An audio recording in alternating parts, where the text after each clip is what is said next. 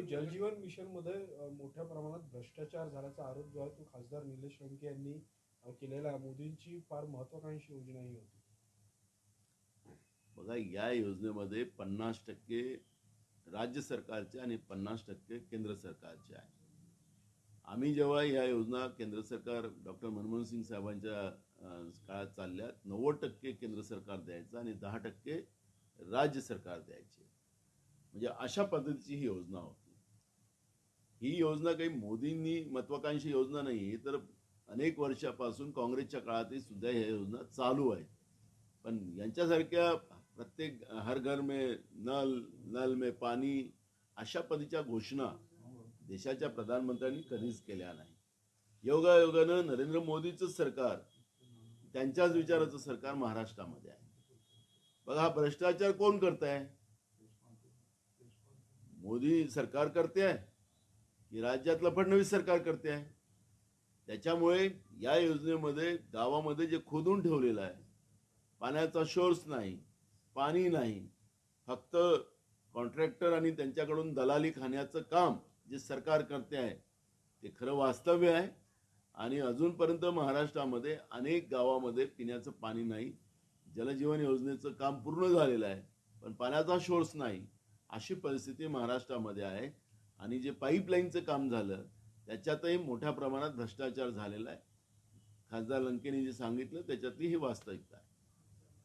चंद्रपूरमधील वीज निर्मिती चंद्रपूरच्या जनतेने जे आहे ते सरकारला सहकार्य केले, मात्र सरकार जे आहे ते आम्हाला माती खायला लावत आहे असं सुधीर मुनगंटीवारने सरकारला साहेब बोलले. भाजपचेच अनेक नेते भाजपच्या सरकारच्या विरोधात बोलताना आपण पाहतोय. त्याच्यामुळे भाजपमधला असंतोष हा लक्षात येतच आहे. मी मुनगंटीवार बद्दल बोलणार नाही, पण मी विधानसभेमध्ये 99च्या काळामध्ये जेव्हा पहिल्यांदा आम्ही आमदार झालो त्यावेळेस लोड शेडिंगचा विषय आम्ही उपस्थित केला होता. चंद्रपूरमध्ये माझं बालपण गेलेलं आहे, म्हणून चंद्रपूरची परिस्थिती मला माहिती आहे. त्यामुळे मी त्या काळात सांगितलं होतं की तिथं गोरे रंगाचे लोक असतील तरी काळे होतात, तिथं उष्णता आहे, पोल्युशन आहे. आणि म्हणून विदर्भात विद्युत निर्माण होत असताना विदर्भाच्याच लोकांना तुम्ही लाईट देत नाही असा प्रश्न मी त्याच काळात उभा केला होता. म्हणजे मला वाटतं की त्यांना उशिरा याची भ्रमिती झाली असेल मुनगंटीवारांना, पण मी तुम्हाला सांगतो की ही वास्तविकता आहे. चंद्रपूरच्या लोकांचं जीव धोक्यात आहे. आणि सगळ्यात मोठं पोल्युशन अगर या देशामध्ये कुठल्या शहरात असेल तर ते चंद्रपूर शहरात आहे. त्यामुळे सरकारने तातडीनं त्याच्याकडे लक्ष घातलं पाहिजे, हीच भूमिका आमची आहे. महाराष्ट्रामध्ये मोठी गुंतवणूक आणण्यासाठी मुख्यमंत्र्यांचा दौरा असणार आहे 20 तारखेपासून. एकनाथ शिंदे पण अनेकदा गेलेत, राज्यातलेच उद्योगपती घेऊन गेलेत, सरकारच्याच खर्चाने घेऊन गेले. त्याचा हिशोब त्यांनी दिला नाही की कोण कोण यांच्याबरोबर गेले. हीच नकल फडणवीसांनी करू नये एवढीच आमची विनंती आहे. राज्यामध्ये ते म्हणतात की आमचं राज्य उद्योगामध्ये 1 नंबर आहे देशातलं. आता तर आपला देशाचा आपल्या राज्याचा नंबर 11व्यावर गेलेला आहे. आता तो अजून खाली जातो आहे. आणि म्हणून माझा हे सरकारला प्रश्न आहे की दाओसला जाऊन राज्याच्या जनतेच्या पैशाची उधळपट्टी करण्यापेक्षा खऱ्या पद्धतीनं या राज्यामध्ये मोठ्या प्रमाणात विदेशी गुंतवणूक आली पाहिजे. फक्त घोषणेचा पाऊस नाही. आणि महाराष्ट्रामध्ये जे बेरोजगारी मोठ्या प्रमाणात वाढलेली आहे त्या औद्योगिक व्यवस्थेच्या माध्यमातून, आणि ते हरित उद्योग असले पाहिजे, पोल्युशनवाले उद्योग नसले पाहिजेत, आणि त्या माध्यमातून मोठ्या प्रमाणात जे बेरोजगारी आहे ती संपली पाहिजे, ही भूमिका आमची आहे. भाऊ, गडचिरोलीमध्ये तुम्ही म्हणाला की मोठ्या प्रमाणात खनने सुरू आहे आणि लूट सुरू आहे, बीड होऊ नये असं तुम्ही म्हणताय. गडचिरोलीचं नेमकं त्या पाठीमागं काय तुमचं? बघा, तिथं सरकार जेव्हा कारण की बीडचं जे उदाहरण आहे ते रेती माफियापासून सुरू झालं. आणि रेती माफिया इथूनच खऱ्या अर्थानं मोठ्या प्रमाणात एक उद्रेक नाही म्हणायचं की त्यांचा पैसा आणि आर्थिक ताकद वाढते. अवैध व्यवस्था त्याच्यापासून, मानसिकता त्याच्यातून निर्माण होते. आणि त्याच्यापासूनच बीडचं हे प्रकरण घडलेलं आहे. महाराष्ट्रामध्ये रेतीचा प्रश्न जो आहे तिथून मोठ्या प्रमाणात आज रेती माफिया महाराष्ट्रामध्ये प्रत्येक जिल्ह्यामध्ये तयार झालेल्या, प्रत्येक तालुक्यात झालेल्या आहेत आणि त्याच्यामुळे आम्ही तर सरकारला सांगितलं होतं, मागच्याही सरकारला सांगितलं जेव्हा विखे पाटील होते, त्यांनी जे डेपो पद्धत लावलेली आहे रेतीची ती फेल झालेली आहे हे स्वतः रेकॉर्डवर विधानसभेत त्यांनी सांगितलं होतं. आणि म्हणून आम्ही सांगितलं की सरकारला हा जो रेतीचा महसूल मिळतो त्याच्यापेक्षा जास्त रस्त्यामध्ये खर्च आम्हाला करावा लागतं. त्यामुळे रेती फ्री महाराष्ट्रात केली आणि ओव्हरलोडच्या व्यवस्थेवर आपण ब्रेक लावला तर राज्याचे पैसेही वाचतील आणि सर्वसामान्याला कमी किमतीमध्ये रेती त्या ठिकाणी मिळेल. पण सरकार रेती माफिया तयार करून तसंच गडचिरोलीमध्ये जे सुरजागड जिथं आयरन ओर मोठ्या प्रमाणात मिळतं त्याच्यामध्ये मोठ्या प्रमाणात माफिया तयार करते असं चित्र पाहायला मिळते आहे आणि म्हणून बीड सारखी माफिया वृत्ती गडचिरोलीत होऊ नये याची काळजी आम्हाला आहे. असं म्हणजे काय त्याच्या पाठीमागे की तिथे पण तुम्ही मला असं वाटतं की मीडियाने तिथं स्वतः जावं आणि तिथलं सगळं दर्शन घेऊन यावं आपण की तिथली वास्तविकता बघावी, तिथल्या लोकांचं जनजीवन कसं प्रभावित झालेलं आहे या सगळ्या व्यवस्थेमुळे. त्यामुळे हे सगळं पाहिलं तर तुम्हाला वास्तविकता पूर्ण देशाला दाखवता येईल. भाऊ, आजपासून संघ राज्यातल्या मंत्र्यांचा 2 दिवसाचा वर्ग घेणार आहे. तुम्हाला काय आक्षेप आहे याच्यावर? संघ आम्हाला काय आक्षेप राहायचा, पण मूळ प्रश्न आहे की आता अलीकडे देशाला स्वातंत्र्य मिळालेलं आहे त्याच्यामुळे मंत्र्यांना ते ट्रेनिंग देत असतील.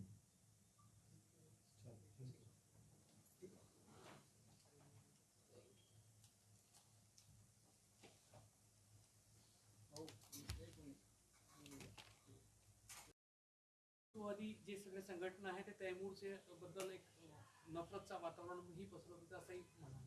मी या गोष्टीला किती स्थान द्यावं हा नंतरचा भाग आहे. धर्माच्या पलीकडे महाराष्ट्राचं जो वैचारिक व्यवस्था आहे ती पुरोगामी विचाराची आहे आणि पुरोगामी विचाराची असल्यामुळे या महाराष्ट्रात या गोष्टी होण्यापेक्षा या छत्रपती शिवाजी महाराजांच्या महाराष्ट्रामध्ये सगळे लोक सुरक्षित राहावे, त्यांनी सगळ्यांनी आनंदात राहावे, सगळ्या जाती धर्माच्या लोकांनी आनंदित राहावे असा हा महाराष्ट्र आहे. त्यामुळे मी धर्मावर जाणार नाही, पण महाराष्ट्रामध्ये जंगलराज निर्माण झालेला आहे हे आता काही त्याला वेगळं प्रमाणपत्र देण्याची काही कारणं नाही. मुंबईसारख्या शहरामध्ये सेलिब्रिटी हे सुद्धा सुरक्षित नाही, गावातला सरपंच सुरक्षित नाही, तर सर्वसामान्य लोकांची काय परिस्थिती असेल हा प्रश्न आज सगळ्यांच्या समोर निर्माण झालेला आहे. मी काल दिल्लीत होतो. दिल्लीमध्येही महाराष्ट्राच्या बद्दलचं एक काळ कुठल्या तरी राज्याची चर्चा व्हायची. आज महाराष्ट्राची चर्चा जंगलराजच्या माध्यमातून पूर्ण देशामध्ये चर्चा सुरू आहे. त्यामुळे महाराष्ट्राला कलंकित करण्याचं काम जे भाजप करते आहे, या भाजपनी सत्तेसाठी काही पण, सत्तेसाठी आतंक निर्माण करायचा, सत्तेसाठी दहशत निर्माण करायची, ही जी काही भाजपची मानसिकता आहे ही भाजपनी थांबवली पाहिजे. नाहीतर महाराष्ट्र आहे आता बेईमानीनं तुम्ही निवडून आलात म्हणून याचा अर्थ असा नाही की हे वारंवार तुमचा खेळ चालेल. पण निश्चितपणे मी या निमित्तानं महाराष्ट्राची जी औदास्यात जे निर्माण करण्याचं पाप जे भाजप करत आहे त्यांनी लक्ष घालावं. मी नुसतं एक गृहमंत्र्यावरच नाही तर पूर्ण सरकारवर आमचं, कारण की या सरकारमध्ये 65% दागी मंत्री आहेत आणि जेव्हा महाराष्ट्रातल्या मंत्रिमंडळातच 65% दागी मंत्री असतील तर राज्यात काय चित्र बनत असेल हे आपल्याला हे सरकार आल्यापासून कळायला लागलेलं आहे.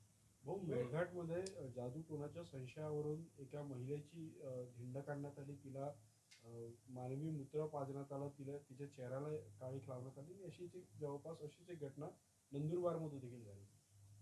महाराष्ट्रामध्ये कायदा सुव्यवस्था हा विषय राहिला नाही, भीती राहिली नाही, पोलिसांची भीती राहिली नाही आणि त्याच्यामुळे या सगळ्या परिस्थितीमध्ये आज सगळी परिस्थितीच हाताच्या बाहेर गेलेली आहे. पोलिसांच्या भरतीमध्ये सुद्धा पैसे घेतले जातात, मग त्यांच्या पोस्टिंगमध्ये पैसे घेतले जातात, IAS पासून सगळ्यांजवळून पैसे घेतले जातात आणि अशा परिस्थितीमध्ये या पद्धतीची जी काही आज मानसिकता लोकांमध्ये झालेली आहे की आमचं कोणीच काही बिघडवू शकत नाही आणि त्याच्यामुळे जादूटोणा असेल की त्यांच्यावर हल्ला करणारी जी व्यवस्था असेल त्यांना कुठली भीती राहिली नाही, म्हणून हे सगळे प्रकार घडत आहे. संतोष देशमुख यांच्या हत्येचं कारण पुढे करून महाराष्ट्रात कोको D2 सारखे मोर्चे काढले जात आहेत असा आरोप संजय लक्ष्मण हाके यांनी केला. माझा मुद्दा कोण काय बोलतो त्याच्यावर नाही जायचं आहे. संतोष देशमुख हे गावचे सरपंच होते, एकदा नाही तर 3दा सरपंच झाले, लोकनियुक्त सरपंच होते. परभणीमध्ये झालेली घटना, पोलिसांनी जे कोम्बिंग ऑपरेशन केलं त्याच्यामध्ये एका लॉ करत असलेल्या एका विद्यार्थ्यांचा पोलिसांच्या बेदम मारामुळे त्याचा मृत्यू झालेला आहे. हे जे प्रकार महाराष्ट्रात घडते आहेत त्याला एखाद्या धर्माच्या किंवा जातीच्या आधारावर नेऊ नका अशी आमची विनंती आहे. ही जी काही मानसिकता या सरकारची आहे, या मानसिकतेलाच आता सत्तेतून बाहेर काढणं हाच महाराष्ट्राच्या लोकांच्या हातात एकमेव शस्त्र आहे आणि त्याच्या आधारावरच ह्या सगळ्या गोष्टी व्हाव्यात. कारण की आज महाराष्ट्रामध्ये याच सरकारने मराठा ओबीसी एक वाद निर्माण केला. आता ओबीसी मराठा वाद निर्माण केल्यानंतर महाराष्ट्रातली काय परिस्थिती झाली की मूळ मुद्दे जे जनतेचे होते, त्याच्या शेतकऱ्यांच्या शेतीचा मालाला भाव मिळू शकला नाही. शेतकरी मोठ्या प्रमाणात आत्महत्या करत होता. शेतकरी हे कुठल्या एका जाती धर्माचा नसतो, शेतकरी हा सगळ्याच जाती धर्माचा असतो. त्यामुळे अनेक शेतकरी आज आत्महत्या केलेली असेल तर त्याच्यामुळे या अन्नदात्याचा ज्या पद्धतीनं त्याच्या शेतीच्या मालाला भाव न मिळाल्यामुळे तो कर्जबाजारी झाला. हे मुद्दे आमच्यासाठी महत्त्वाचे आहेत. युवकांची जी परिस्थिती आज निर्माण झालेली आहे, बेरोजगारांची, ते प्रश्न आमच्यासाठी महत्त्वाचे आहेत. महागाई जी आहे, ज्या पद्धतीनं आकाश पार झालेली आहे, त्याच्यावर आम्हाला लक्ष केंद्रित करावं लागेल. आणि म्हणून माझी सगळ्यांना नम्र विनंती राहील की या जाती धर्माच्या याच्यात न पडता जनतेच्या मूळ प्रश्नावर आम्ही सगळ्यांनी आता या सरकारवर धावा बोलला पाहिजे, अशा पद्धतीची भूमिका सगळ्यांनी घेतली पाहिजे अशी आमची नम्र विनंती. राष्ट्रवादीच्या शिबिरामध्ये छगन भुजबळ येत आहेत, नाराजी दूर झाली वाटते त्यांची. धनंजय मुंडे येणार नाही अशी माहिती. त्यांच्या पक्षाचा मुद्दा आहे, त्याच्यामध्ये मला फार काही आम्ही बोलावं असं मला वाटत नाही. पडताळणीपूर्वी लाडक्या बहिणी 4,000 लाडक्या बहिणी जे आहेत ते या योजनेतून माघार घेतल्याचं जी आहे ती माहिती देण्यात आली आहे. बघा, मताच्या पडताळणी पण करण्यात येणार. माझा मुद्दा तोच आहे. मतं घेत असताना सरकारला हे माहीत नव्हतं का लाडकी बहीण योजना आणत असताना त्याच्यातल्या त्रुट्या काय येऊ शकतात, त्याच्यातले धोके काय येऊ शकतात. माणसांनी सुद्धा बायांच्या नावाने पैसे घेतले असं मुख्यमंत्र्यांनी आम्हाला सांगितलं. म्हणजे ह्या सगळ्या गोष्टी सरकारला माहीत होत्या आणि सरकारने मतं घेण्यासाठी आम्ही जे अर्ज करेल त्या सगळ्यांना आम्ही या लाडक्या बहिणीच्या योजनेचा फायदा देऊ असं सरकारने जाहीर केलेलं होतं. आणि हेच लाडके भाऊ अशा पद्धतीचं एक आव यांनी आणलेला होता. मग सरकार नवीन आल्यानंतर, म्हणजे यांचं सरकार आल्यानंतर या सरकारने, आणि हे सांगतात की आम्हाला लाडक्या बहिणीचा आशीर्वाद आहे, मग तुम्हाला आता पडताळणी करायची गरज का पडली? म्हणजे तुम्ही मतासाठी काही पण करणार आणि मग तुमच्यातलेच मंत्री सांगतात की हे ज्यांनी बोगस हे घेतलेलं आहे त्यांच्यावर आम्ही कारवाई करू, त्यांच्या घरावरती जप्ती आणू. अशा पद्धतीचं हिटलरशाही हे लोक करत असतील तर जनतेचे पैशाची लूट करणारं